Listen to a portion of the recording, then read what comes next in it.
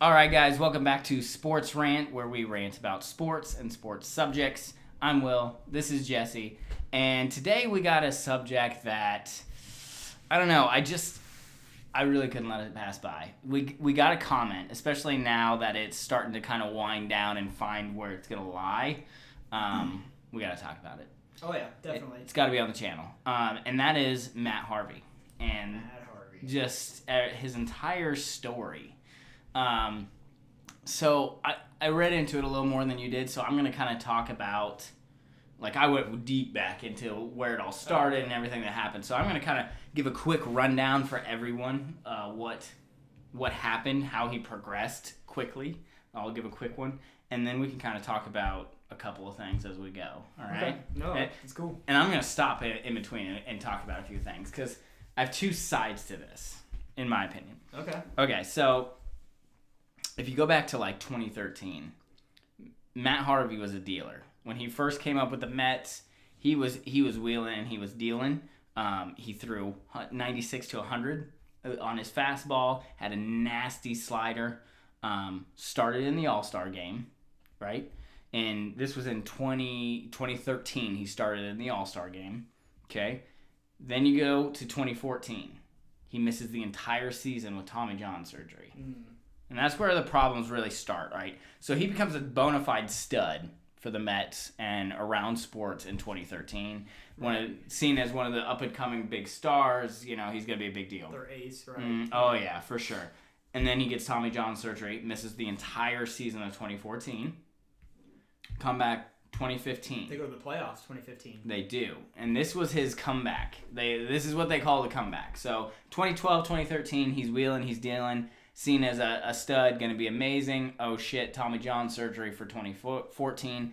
How's he going to come back? Because I think still back, even like 3 years ago, it wasn't so widespread of people coming back from Tommy John's, right? Like people come back, but never were anything like what they used to be. Look at Strasburg. Yeah, exactly. So now it's like, he comes back and the question marks were there. Well, they call that year his comeback year for a reason. His ERA was a 2.71, right? Like they went to the playoffs. They went to the damn World Series that year. Like everything looked great for Matt Harvey. Everybody's excited about the Mets team. Like I said, they go to the World Series to face the Royals. And that all leads up to Game 5, where Matt Harvey pitched 8 innings and destroyed, 8 dominant innings over the Royals. Then goes back out for the 9th and gives up, I believe they tie the game on him in the 9th. And then they go on to win it in the 11th or the 12th. It was extra innings. It's still, I remember the 8th and 9th inning very clearly in my mind. The extra innings, not so much. Right. But the Royals go on and win the World Series in that game. I knew they beat up Harvey a little bit. Yeah, only towards the end. He was very dominant up to that point. But that last inning, man, he just didn't have it. He was gassed. Then he struggled. Then it was just all struggles from there till you lead to this season, which I wrote it down. Let me see what his thing was. Okay, yeah. So as a starter this year.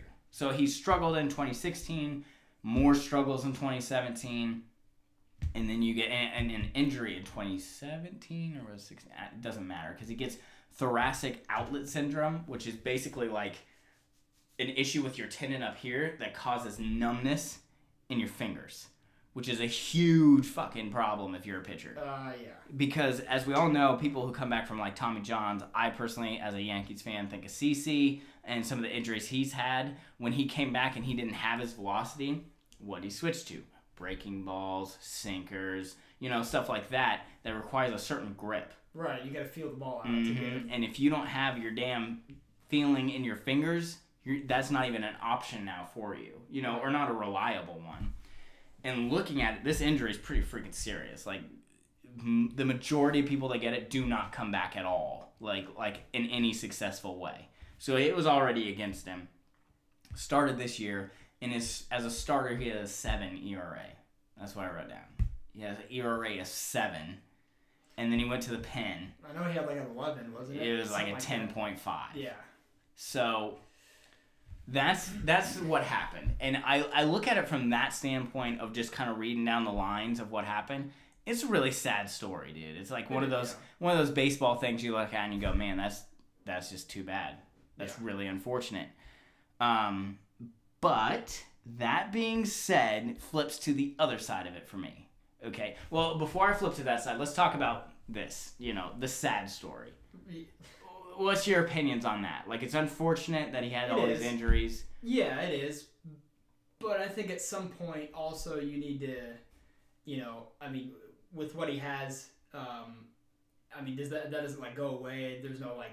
As far as I know, no. Like, I don't think he can get a re-surgery to like fix it. Right. I'm not totally understanding of this syndrome or the thoracic outlet syndrome. Like, I read into what it was, not how you fix it, but it obviously is pretty serious. Because I feel like the Mets would have went ahead and fixed it if they could. Right. So I guess there's one of two options. At some point, you need to, I guess, face the fact that you need to change your pitching game because now you can't throw those kind of pitches that you're used to throwing before you had that. Or second, you need to realize, if you can't change your game and you don't want to change your game, then you really, I guess you don't really have and when they wanted to move down to AAA, and I guess at that point you don't really have a say-so. If you're not wanting to change, you don't have a say-so of what the team does with you. So there we can lead into the second part of it. So that's the sad story. It's unfortunate to hear anything like that happen to any player. Yeah. But when that shit happens, it's always better to have people in your corner and that like you and that are with you.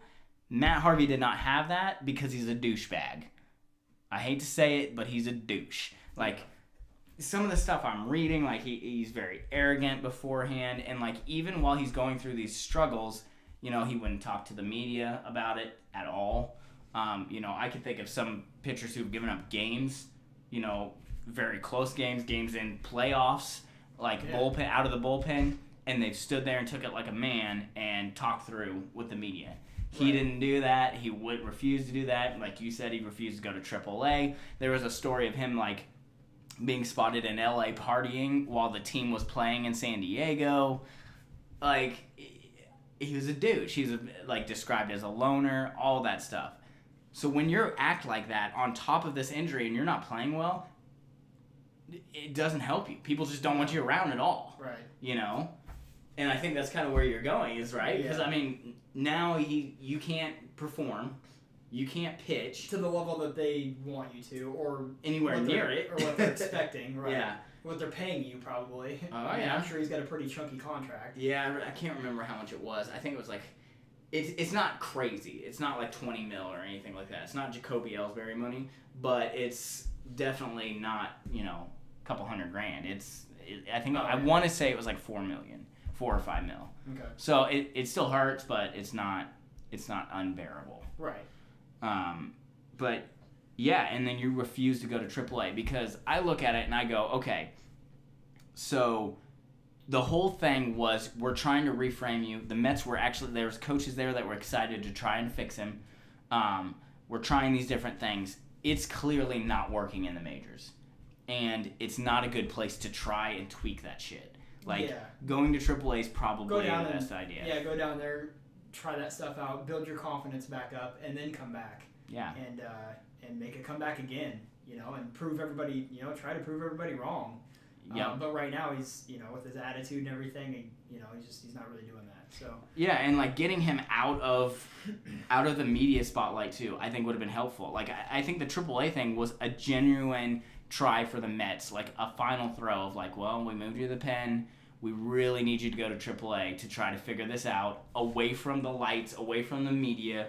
Go work yourself out, and then we'll take you. Then you can come back. Right.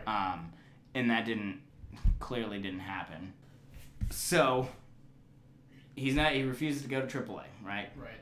So what's the next step for him? Obviously the Mets were cornered. They had to put him designated for assignment. We now know. Originally, I didn't think anybody was going to take him just because he was too risky. Yeah. And his contract, but the Reds, which is basically nobody, decided to take him, and they traded for a backup catcher and the Mets are still paying his salary. So, which is a pretty good deal for the Reds. Like, it's not terrible. Yeah, they can try him out for the year and get him scot-free and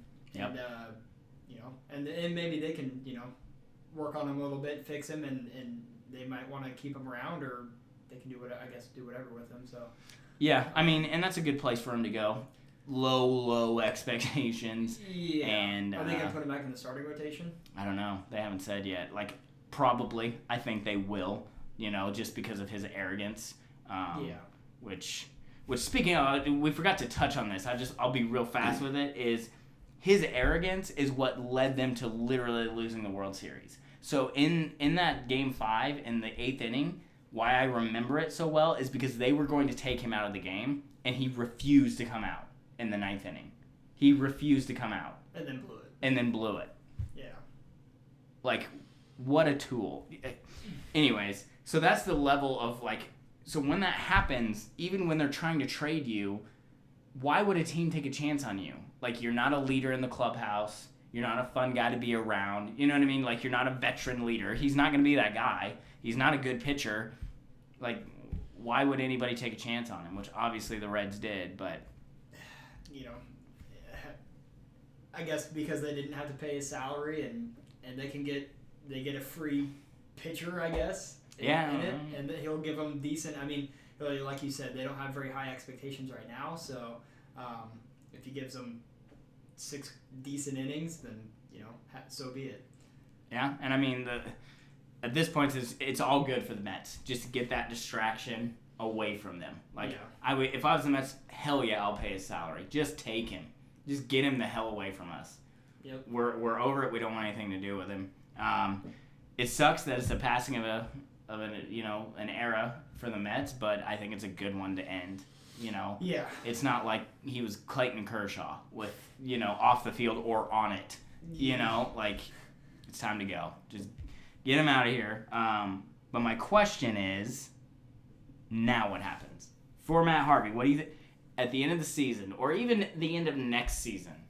Where do you think Matt Harvey is? Does he turn it around, or do we not even know who he is? Yeah, I think he's gonna fall off the radar, especially if he stays on the Reds or stays on a low caliber team like that. He could potentially be their ace, though. I mean, I don't know what other kind of pitchers they have, but yeah, I think he'll fall off the radar because I think it's at a certain point he's going to be too hard to work with anybody. Yeah. And I think the Reds might give him a chance in the starter rotation, and if he struggles there, they might move him to do the same thing the Mets did, and I could see it not working out, and they try to send him to AAA too, and then he's like, no. He refuses to go. And I just kind of see the same pattern happening. He just doesn't want to accept it. Sounds like somebody else I know, Carmelo Anthony. Oh, what? But different sport, sorry. But anyway, yeah, I could see the same kind of cycle happening, and I think he'll be nobody within the next couple of years. So I think that at best he becomes a mediocre starter, fifth starter for the Reds, mediocre at best. What I personally think will happen is I think he'll struggle still with the Reds. Just because of his arrogance. I don't know if he's really interested in retooling to try to be dominant at all. And I think his contract will expire and he'll be released, or he'll just get released from the Reds and no one will take the chance and he'll just fade off into nothingness. Like, I really think that's probably what's going to happen. Yeah. Is he'll get released and no one will care. So, unfortunate, but don't be a tool. So lesson learned. But what do you guys think? Are you gonna, if you're a Mets fan, are you gonna miss Matt Harvey? Were you rooting for him this whole time? Like, obviously it would have been awesome for him to come back, but he didn't. And his own attitude definitely hurt him in the own category. But maybe you disagree with us. Let us know in the comments below. And I think that's it. All right. We'll see you next time. Deuces.